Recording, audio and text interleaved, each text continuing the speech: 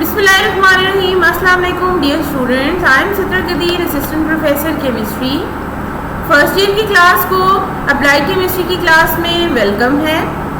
आज हम chapter number 1 introduction to chemistry को कंटिन्यू करेंगे और आज के लेक्चर में हम डिफरेंट यूनिट्स ऑफ मेजरमेंट को डिस्कस करेंगे।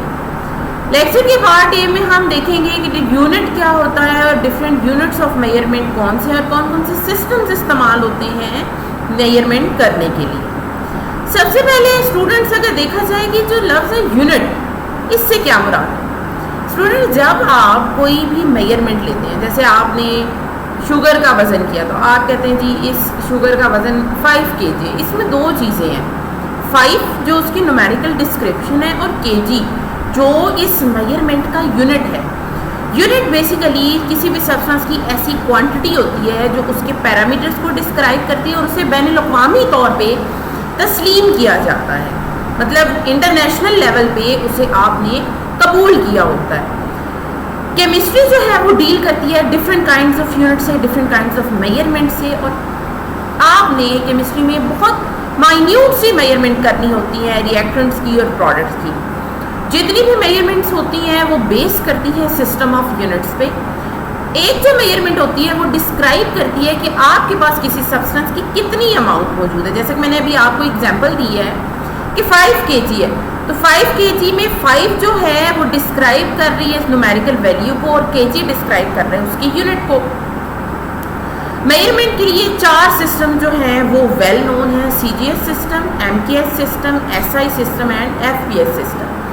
CGS से मुराद है सेंटीमीटर ग्राम सेकंड, यानी आपने लेंथ जो है वो मेजर की है सेंटीमीटर में, वज़न मेजर किया है ग्राम में और टाइम मेजर किया है सेकंड में। MKS में लेंथ को मेजर किया जाता है मीटर में, वज़न को किलोग्राम में और टाइम को सेकंड में। SI सिस्टम इंटरनेशनल है जिसे हम आगे जाके डिस्कस करेंगे, और FPS system foot pound second, यानी लेंथ आपने मेजर की है फीट्स में या फुट में, जो वज़न है वो आपने पाउंड्स में मेजर किया है और टाइम जो है वो सेकंड में मेजर किया है। हमारी बात जो स्टडी का मेन थीम है वो हमने SI सिस्टम स्टडी करना है। आजकल जो सिस्टम सबसे ज़्यादा अडॉप्टेड है वो सिस्टम इंटरनेशनल है। ये सिस्टम 1964 में अडॉप्ट किया गया after combining CGS and MKS system, और इसमें बेस क्वांटिटीज़ की यूनिट्स भी इन्वॉल्व हैं और डिराइव क्वांटिटीज़ की यूनिट्स भी इन्वॉल्व हैं। यूनिट्स को डिस्क्राइब करने से पहले हम देखते हैं कि ये फिजिकल क्वांटिटीज़ या तबई मिकदारें क्या होती हैं। ऐसी क्वांटिटीज़ जिन्हें मेजर किया जा सके और नंबर्स की सूरत में एक्सप्रेस किया जा सके वो फिजिकल क्वांटिटीज़ कहलाती हैं।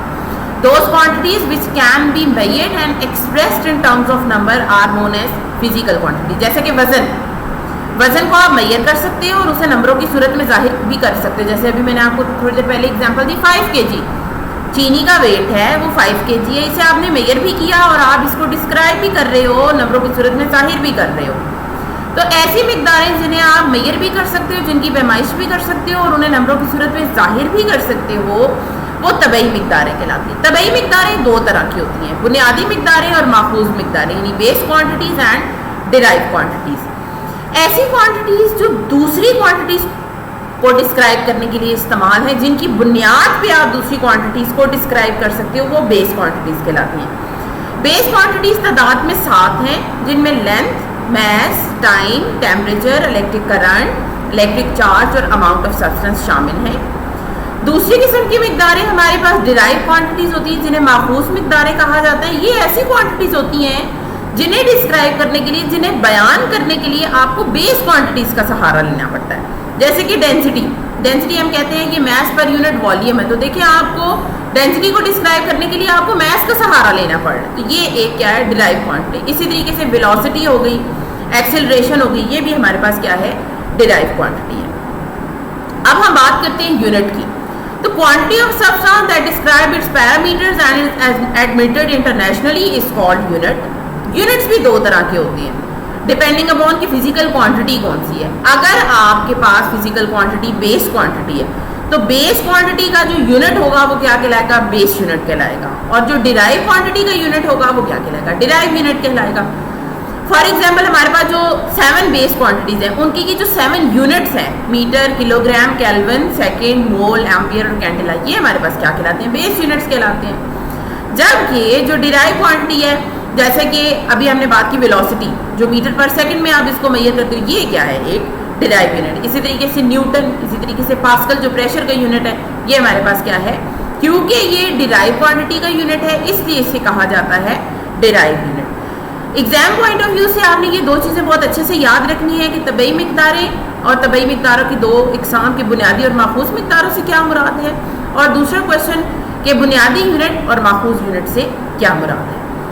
अब हमारा जो मेन टॉपिक है वो है एसआई, बेसिक और फंडामेंटल यूनिट। ये जो 7 यूनिट्स हैं, जो हमारे पास 7 बेस क्वांटिटीज़ के यूनिट हैं, जैसे जो बेस क्वांटिटीज हमारे पास length, mass, time, temperature, quantity of substance, electric current and light intensity, इनके जो 7 यूनिट हैं ये हमारे पास बेसिक या फंडामेंटल यूनिट्स कहलाते हैं। नेक्स्ट क्लास में हम इस 7 यूनिट्स को डिफाइन करेंगे 1 बाय 1 और हम देखेंगे कि क्या इनका एडमिटेड इंटरनेशनली जो हम इनको एडमिट करते हैं वो क्या डेफिनेशंस है। टिल देन, थैंक यू, अल्लाह हाफिज़।